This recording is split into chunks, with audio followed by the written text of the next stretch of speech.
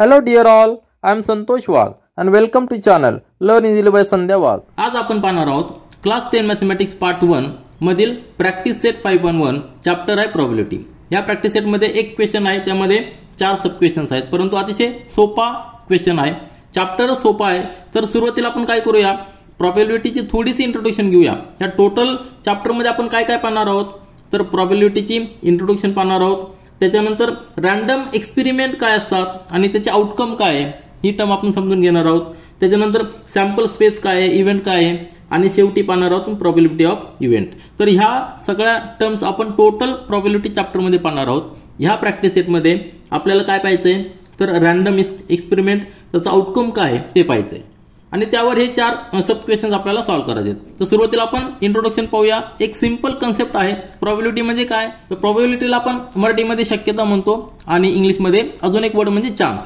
तर आपल्याला चान्स काय, आपण जो एक्सपेरिमेंट करतो त्याचं जे आउटकम आहे ते आउटकम आपल्याला माहित असतं, परंतु ते किती वेळा येऊ शकतं त्याला आपण चान्स म्हणतो. तर थोडक्यात आपण इंट्रोडक्शन पाहूया.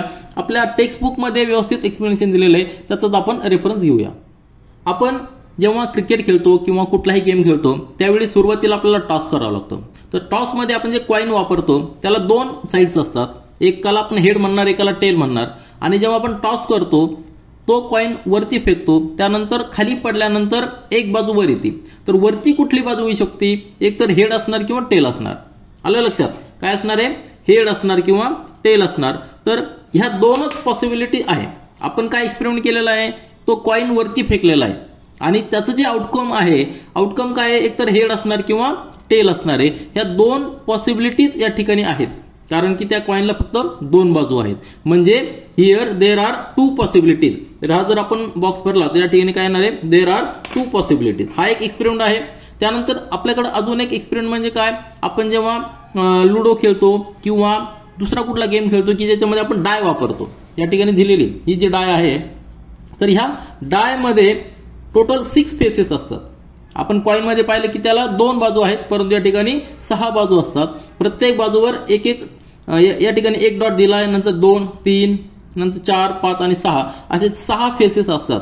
जेव्हा आपण हा डाय वरती फेकतो त्यावेळी काय होऊ शकतं, कुठला तरी एक फेस वर येणार आहे. त्या फेसवर एक तर 1 डॉट असेल किंवा 2 डॉट असतील किंवा 3 डॉट असतील किंवा 4 डॉट असतील किंवा 5 डॉट किंवा 6 डॉट, यापैकी कुठलाही एक फेस वर येऊ शकतो. आलं लक्षात. म्हणजे काय, जेव्हा आपण डाय वर फेकतो त्यावेळी ह्या 6 फेस पैकी कुठला तरी एक फेस वर येतो. म्हणजे देर आर 6 पॉसिबिलिटीज. कॉइन मध्ये काय होतं, फक्त 2च पॉसिबिलिटी येतात, एक तर हेड किंवा टेल, परंतु ह्या डाय मध्ये टोटल 6 फेसेस असल्यामुळे 6 पॉसिबिलिटी असणार आहेत. आलं लक्षात. 2 एक्सपेरिमेंट तुमच्या लक्षात आले, एक कॉइन वर फेकायचा आणि दुसरा डाय वरती फेकायचा. दोन्ही मध्ये पॉसिबिलिटीज वेगवेगळ्या आहेत, कारण की कॉइन मध्ये 2च बाजू आहेत आणि ह्या डाय मध्ये 6 बाजू आहेत. म्हणजे कॉइन मध्ये 2 पॉसिबिलिटी आहेत आणि डाय मध्ये 6 पॉसिबिलिटीज आहेत. तर हे झाले 2 एक्सपेरिमेंट. म्हणजे पण आता काय, याचा अर्थ काय झाला, आपण जो एक्सपेरिमेंट केलेला आहे, हा रॅन्डम एक्सपेरिमेंट केलेला आहे, त्याचं आउटकम आपल्याला माहिती आहे. पुढचा टॉपिक जर आपण पाहिला तर रॅन्डम एक्सपेरिमेंट. रॅन्डम एक्सपेरिमेंट म्हणजे काय, आपण कुठला एक्सपेरिमेंट करतो त्याचा आउटकम आपल्याला माहित आहे, परंतु कुठला येणार आहे फिक्स माहित नाही. ह्याच एक्झाम्पल मध्ये घ्या, आपल्याला डाय वरती फेकल्यानंतर एक फेस येणार हे माहिती आहे, परंतु कुठला येणार आहे हे माहित नाही. त्यावेळी आपण त्याला रॅन्डम एक्सपेरिमेंट म्हणणार. आणि त्याचं जे रिझल्ट आहे, result of the random experiment is non as a outcome. ह्या रॅन्डम एक्सपेरिमेंटचा जो रिझल्ट आहे त्याला आपण काय म्हणायचं, आउटकम म्हणायचं. आता आउटकम म्हणताना नेक्स्ट पेजवर देखील त्या ठिकाणी दिलेलं आहे आउटकमची डेफिनेशन. डेफिनेशन काय दिलेली आहे, result of the random experiment is non as a outcome.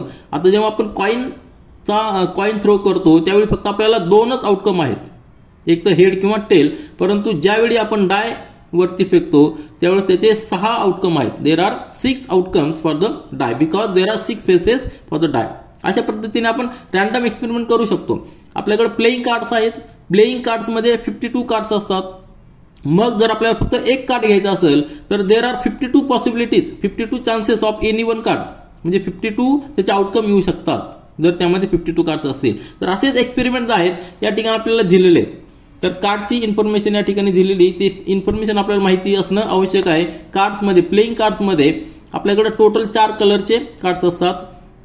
जो पहिला कलर असतो तो हार्टचा कलर, ते 2 रेड कलर असतात आणि 2 ब्लॅक कलर असतात. त्यामध्ये हार्ट एक असतो, शेप असतो, नंतर डायमंड शेप असतो, नंतर क्लब कार्ड असतात आणि स्पेड कार्ड्स असतात. असे 4 प्रकारचे कार्ड्स असतात. त्यामध्ये 2 रेड कलरचे, 2 ब्लॅक कलरचे असतात. त्यानंतर प्रत्येक शेपचे 13 कार्ड्स असतात. त्या 13 कार्ड्समध्ये 3 कार्ड जे असतात त्याला आपण फेस कार्ड म्हणतो. त्यातला किंग, क्वीन आणि जॅक हे फेस कार्ड असतात आणि रिमेनिंग नंबरचे कार्ड्स असतात. तर ही कार्डची इन्फॉर्मेशन असणं देखील फार महत्त्वाचं, कारण की यावर देखील आपल्याला क्वेश्चन असतात. आता यामध्ये पुढचा टॉपिक या ठिकाणी दिलेला की इक्वली लाईकली आउटकम. म्हणजे आपल्याला आउटकम माहित आहे. डाय आपण जेव्हा थ्रो करतो त्यावेळी त्याला 6 फेसेस असतात. कुठला तरी एक फेस वर येणार आहे आणि त्या फेसवर एक तर 1 dot, 2 dot, 3 dot, 4 dot, 5 dot किंवा 6 डॉट यापैकी कुठला तरी एक फेस असणार आहे. आपल्याला माहिती आहे की त्याला सगळ्या फेसेसला इक्वल चान्स आहे. त्यावेळी त्याला आपण काय म्हणणार, इक्वली लाईकली आउटकम. परंतु जर आपण डायला शेप थोडासा वेगळा दिला आणि अशा पद्धतीने शेप दिला की त्याचा फक्त एक पर्टिक्युलर फेस वरती येईल, मग त्यावेळी काय होणार आहे, सगळ्या फेसेसला इक्वल चान्स असणार आहे का, नाही. त्यावेळी त्याला काय म्हणणार, तर डाय इज बायस. बायस म्हणजे काय, त्यामध्ये काहीतरी फरक केलेला, आपण चेंज केलेला आहे आणि एका पर्टिक्युलर फेससाठी आपण ती डाय तयार केलेली, तर त्या डायला आपण म्हणणार डाय बायस आहे. परंतु जे आपल्याला एक्सपेरिमेंट करायचे असतात त्यावेळी आपल्याला डाय बायस नकोय, अनबायस डाय पाहिजे, फेअर और अनबायस डाय पाहिजे. त्यावेळेस आपण ती गेम किंवा तो एक्सपेरिमेंट करू शकतो. तर हा इक्वली लाईकली आउटकम्स याचा अर्थ आहे की आपण जो एक्सपेरिमेंट करणार आहे त्यामध्ये जी डाय वापरणार आहे, कॉइन वापरणार आहे, त्यावेळी ते अनबायस पाहिजे. तर आपण थोडक्यात इन्फॉर्मेशन घेतलेली आहे. प्रॉबिलिटी म्हणजे चान्स, आपण जो एक्सपेरिमेंट करणार आहोत त्याच्यामध्ये काय चान्स आहे आउटकम येण्याचा ते आपण पाहिलं. तर क्वेश्चन नंबर 1 आपण रीड करूया. How many possibilities are there in each of the following. म्हणजे पॉसिबिलिटी म्हणजे काय, किती चान्सेस आहे are there in each of the following. पहिला सब क्वेश्चन आहे, Vanita knows the following sites in Maharashtra. She is planning to visit one of them in her summer vacation. म्हणजे तिला काय माहिती आहे, फॉलोइंग साइट्स. आता फॉलोइंग साइट्स म्हणजे या ठिकाणी दिलेले आहेत, कुठल्या कुठल्या, अजंठा, महाबळेश्वर, लोणार सरोवर, ताडोबा वाईल्ड लाईफ सँच्युरी, आंबोली, रायगड, माथेरान आणि आनंदवन. तर ह्या साइट्स आहेत, ह्या तिला माहित आहे.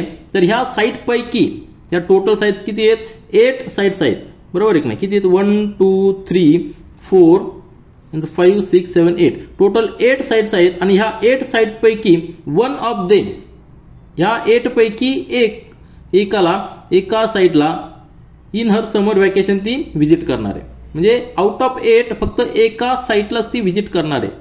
म्हणजेच याचा अर्थ झालेला, पॉसिबिलिटी काय असू शकते, तर ती एकतर अजंठाला व्हिजिट करू शकते, महाबळेश्वरला करू शकते, किंवा लोणार सरोवर किंवा ताडोबा वाईल्ड सँच्युरी, आंबोली, रायगड, माथेरान, आनंदवन या कुठल्याही एका साइडला ती व्हिजिट करू शकते. म्हणजे देर आर 8 पॉसिबिलिटीज. काय, 8 पॉसिबिलिटीज त्या ठिकाणी आहेत की ती या ठिकाणी व्हिजिट करू शकते. कारण 8 साइट्स आहेत म्हणून 8 पॉसिबिलिटीज आहेत. जर 2 साइट असती तर 2च पॉसिबिलिटी आल्या असत्या. आपण काय म्हटलेलं आहे, जर कॉइनला 2 साइड्स आहेत म्हणजे पॉसिबिलिटी किती झालेल्या आहेत, कॉइनला 2 साइड आहेत, कॉइनला 2 साइड्स आहेत म्हणजे पॉसिबिलिटी किती झाल्या, एक तर हेड किंवा टेल, म्हणजे 2च पॉसिबिलिटी झाल्यात. डायला काय आहेत, 6 साइड्स आहेत. म्हणजे डाय थ्रो केल्यानंतर अप्पर साइडला येणारा फेस त्याला किती पॉसिबिलिटी असणार आहे, त्याला 6 पॉसिबिलिटीज असणार आहे. आता या ठिकाणी 8 साइड्स आहेत म्हणजे 8 पॉसिबिलिटीज असणार आहे. तर आपण ते या ठिकाणी आन्सर लिहूया. आपला आन्सर काय आहे, there R 8 possibilities that Vanita can visit in of the site. हे झालं आपलं पहिलं आन्सर. आता याच पद्धतीने आपल्याला सेकंड सब क्वेश्चन सॉल्व्ह करायचा आहे. सेकंड, थर्ड, फोर्थ हे सगळे सब क्वेश्चन्स काय आहेत, असेच आहेत, आपल्याला सगळ्याचं आन्सर द्यायचंय. तर आपण सेकंड सब क्वेश्चन पाहूया. Any day of the week is to be selected randomly. आता एक्सपेरिमेंट काय केलेला, आपण रॅन्डमली एक वीक सिलेक्ट केलेला आहे. There are 7 days. काय असतात, 7 डेज आपल्याला माहिती आहे, Sunday, Monday, Tuesday, Wednesday, Thursday, Friday, Saturday असे 7 डेज आहेत वीकमध्ये. त्या वीक मधल्या 7 डेज पैकी आपल्याला एक डे सिलेक्ट करायचा आहे. म्हणजे देर आर 7 डेज म्हणजे काय असणार आहे, देर आर 7 पॉसिबिलिटीज. आलं लक्षात, देर आर 7 पॉसिबिलिटीज. का बरं, कारण की देर आर 7 डेज. तर आपलं आन्सर आपण लिहिलेलं आहे. आन्सर तुमच्या लक्षात आलं असेल की कशा पद्धतीने आपण लिहिलेलं आहे. का 7 आहेत, कारण की देर are 7 days in a week. एका वीक मध्ये 7 डेज म्हणून 7 पॉसिबिलिटीज. आपण सपोज एक डे सिलेक्ट केला तो वेनसडे असू शकतो, दुसऱ्या वेळी सिलेक्ट केला तर तो थर्सडे असू शकतो, नंतर सिलेक्ट केला संडे असू शकतो. अशा पद्धतीने कुठलाही जरी आपण एक डे घेतला तर तो 7 पॉसिबिलिटीज असणार आहे. त्यानंतर तिसरा सब क्वेश्चन पहा. Select 1 card from the pack of 52 cards. आता एक कार्ड आपल्याला सिलेक्ट करायचं आहे, पण टोटल कार्ड्स किती आहेत? 52 कार्ड्स आहेत. मग जर 52 कार्ड जर असतील, आपल्याला फक्त एकच कार्ड सिलेक्ट करायचं आहे. म्हणजे त्यावेळी त्या ठिकाणी किती असणार चान्सेस? There are 52 possibilities. कारण की टोटल कार्ड्स किती आहेत? 52 कार्ड्स आहेत. तुमच्या लक्षात आलं का? 52 पॉसिबिलिटीज का आहेत? कारण की देर आर 52 कार्ड्स. आपल्याला प्लेइंग कार्ड्समध्ये आत्ताच आपण पाहिलेले की 13 + 13 + 13 + 13 म्हणजे 13 हे हार्ट शेपचे असणार आहे, 13 डायमंड शेपचे आहेत, स्पेड शेपचे आहेत आणि त्यानंतर 13 क्लब शेपचे आहेत. तर असे टोटल 52 कार्ड्स असतात. त्यापैकी आपल्याला एक कार्ड घ्यायचं आहे. म्हणजे देर आर 52 पॉसिबिलिटीज. त्यानंतर आता फोर्थ सब क्वेश्चन पहा. या क्वेश्चन मध्ये काय दिलेलं आहे? 1 number from 10 to 20 is return on each card. Select 1 card randomly. आता हा एक्सपेरिमेंट थोडासा वेगळा आहे. या ठिकाणी प्लेइंग कार्ड्स नाहीये. तर काय केलेलं आहे? जे कार्ड आहेत ब्लँक कार्ड आहेत आणि त्या ब्लँक कार्डवर काय केलेलं आहे? नंबर्स लिहिलेले आहेत. थोडासा ट्रिकी क्वेश्चन आहे, लक्षात घ्या. पहिल्या कार्डवर लिहिलेला आहे 10, दुसऱ्या कार्डवर काय लिहिलेला आहे? 11, तिसऱ्या कार्डवर काय लिहिलेला आहे? 12, नंतर 13. अशा पद्धतीने सगळ्या कार्डवर 1 to 20 नंबर्स लिहिलेले आहेत.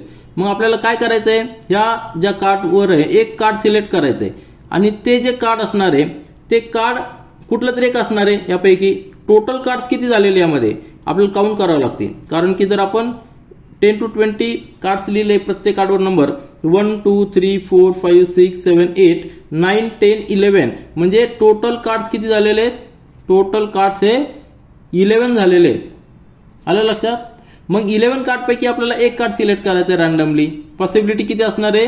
There R 11 possibilities. कुठलाही कार्ड येऊ शकतं. पहिल्या एक्सपेरिमेंट मध्ये आपलं सपोज 10 आलं, नंतर 13 येऊ शकतं, 16 येऊ शकतं, 12 येऊ शकतं, 19 येऊ शकतं. असं आपल्याला देर आर 11 पॉसिबिलिटीज. आन्सर आपण या ठिकाणी लिहूया की देर आर 11 पॉसिबिलिटीज.